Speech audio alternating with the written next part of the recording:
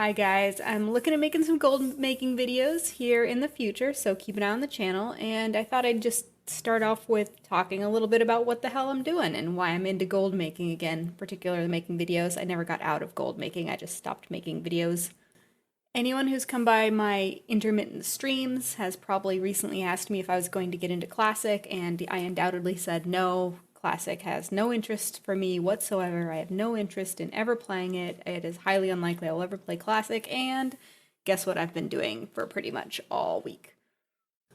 So, why was I such a dirty, rotten liar that I said that I didn't want to play Classic when in fact it seems that I do? Well, because I don't want to play Classic. Classic, the game, doesn't interest me.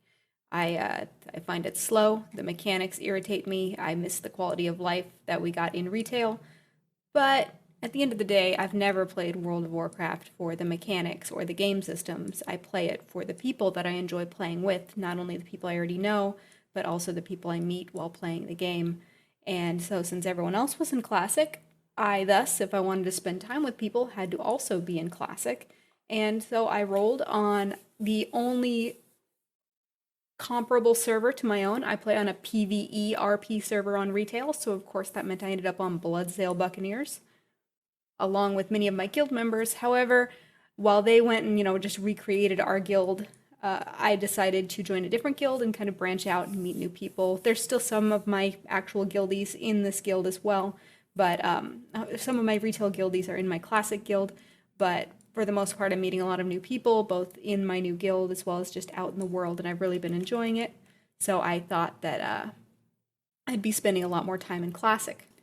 I thought maybe it might be interesting to get back into making videos by talking a little bit about my experience, which, because it's me, will definitely have a bit of a gold making bent to it.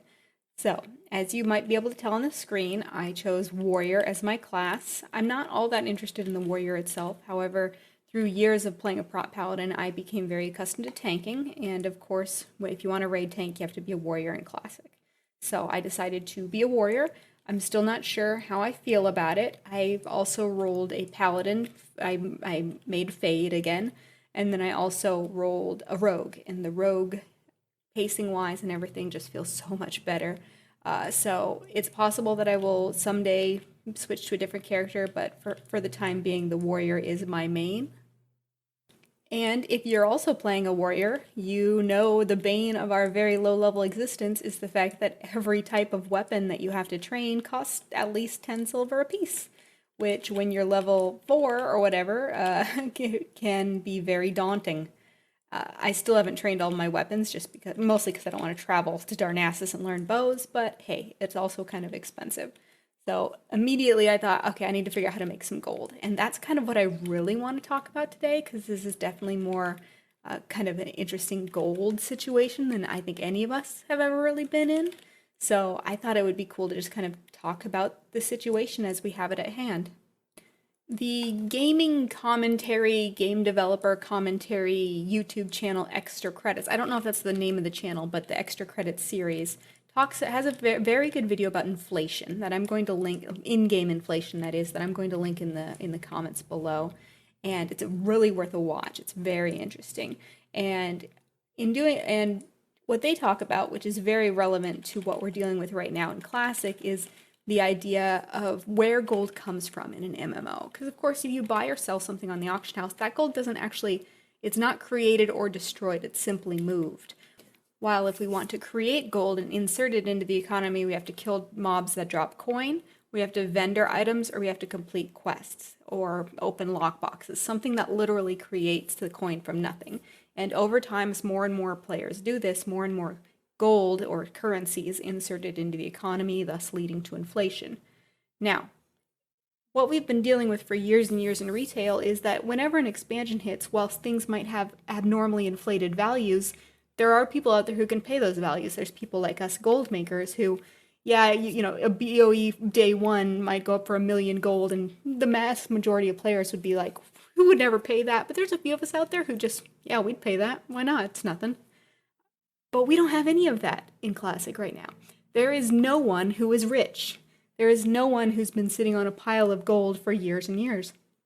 So, if you have a high value item, an item that you know is worth a lot of gold, that you know this is best in slot end game or something of that sort, you know that you should be able to demand, I have no idea what the gold values are going to settle at. Let's say you know you should be able to demand 50 gold for this item, but you literally can't get that much because no one has that much. Yes, I know there are people out there at 50 gold now, but you get what I'm saying. There's not a lot of people with disposable income to spend on BOEs, especially if they're not pushing rating, which most people aren't right now. We have a very unique time in the economy right now in the sense that value is more based on what people who want it can actually pay as opposed to what they're willing to pay. Usually when an expansion comes out and you get a BOE epic right off the bat, you're never going to get a better price for that. That item will go down in value as more enter the economy and as more people get more access to better gear. However, we are in a very unique position in the sense that right now, as more gold enters the economy, items will actually probably go up in value over time because we will both have more gold entering the economy, thus people will be able to pay more, and also there will be more people entering the type of content that requires better items in the future. Now, none of that is all that relevant to what I'm doing right now because I'm still a level 22 warrior. It's not like I'm getting big ticket items anyways, but it's something that has really been on my mind lately when I see people who are, there was a big story on Bloodsail Buccaneers the other day that someone ninja'd the BOE Epic Boots of Avoidance. And so the kind of idea was, how much can he reasonably expect to get for selling those? Like, especially now that he's like a pariah of the server for ninjing them. Oh my god, LFG was going crazy.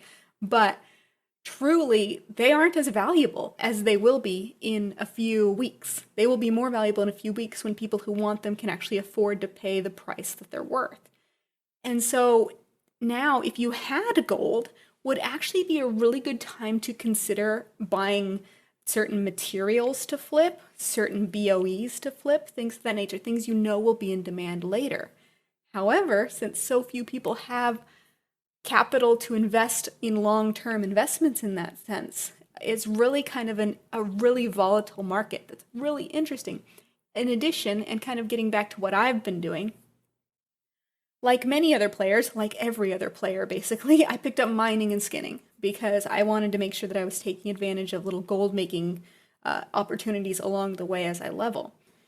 And judging from all of the clothies I see, skinning and mining, I'm pretty sure everyone else is on the same boat.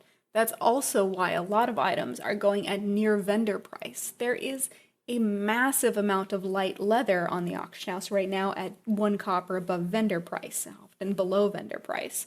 Same with linen cloth.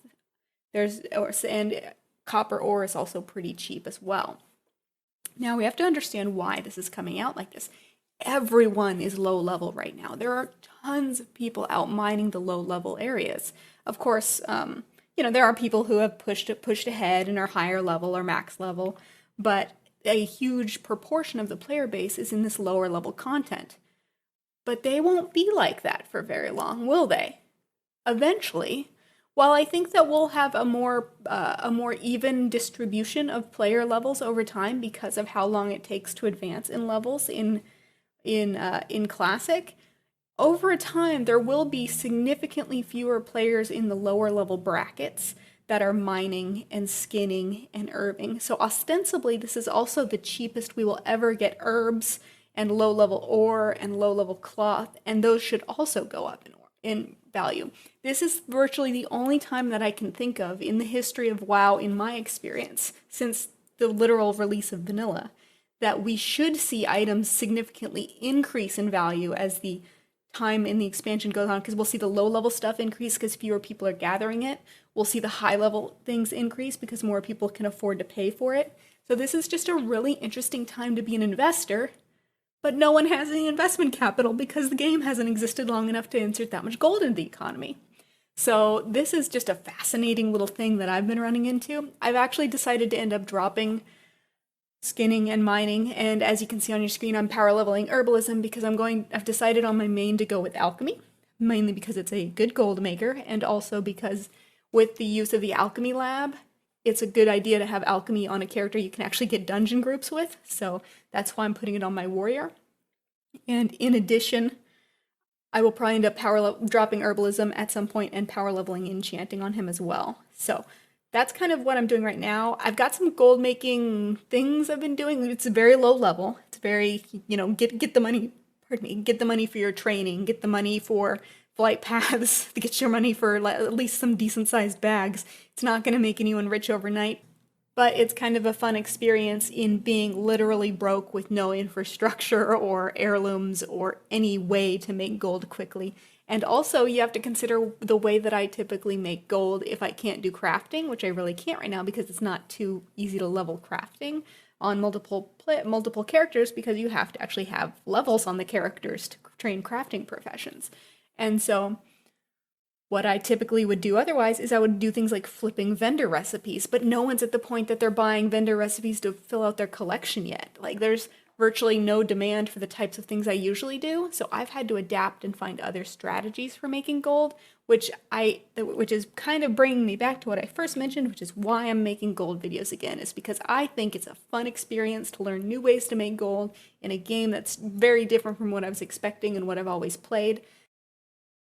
So I hope that you will join me. If not, that's okay too. Unfortunately, my usual video editor, the license is so old that they no longer even offer it for download, so I'm using Windows crappy Movie Maker editor, and there's only so much I can do. Sorry for not even being able to speed up the video here. I'm gonna try and get some money together and get a real video editor so that I can keep making videos. So definitely stick around, and the production value should hopefully increase in the future.